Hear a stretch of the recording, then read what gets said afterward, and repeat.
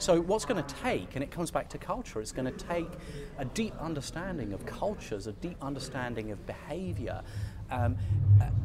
also a belief that you've got to change the rules, you've got to break the rules. So a lot of these large organisations are very driven by IQ.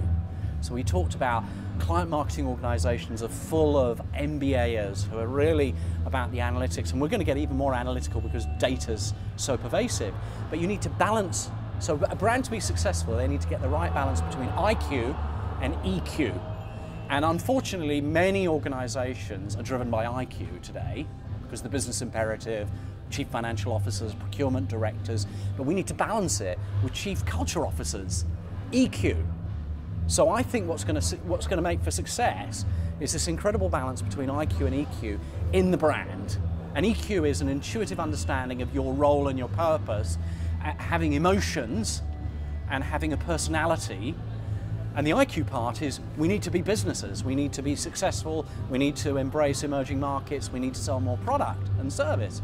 But I think it's going to be finding that balance. So I think that's an organisational issue for client companies, an organisational issue, but it's also a cultural issue. Culture and creativity are inextricably linked. They are one and the same because really, and I think it's what I think we've got to be careful of is the old definition of creative, the notion that there's a sort of group of people that have copywriter and art director and producer titles, and they're the creatives. Unfortunately, in today's environment, the creatives are as much the consumer, because in a social networking environment, what is the creative? What is creative in social environments? It completely redefines creative in that respect.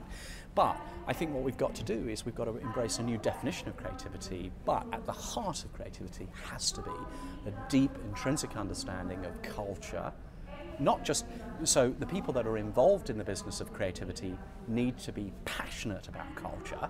They need to embrace, and often they are, some of the best creatives obviously are multidimensional individuals who are really passionate about understanding, and so they need to embrace that. But I think in the future it's going to be even more important to understand all the cultural nuances that are going on in today's society to be a brilliant creative.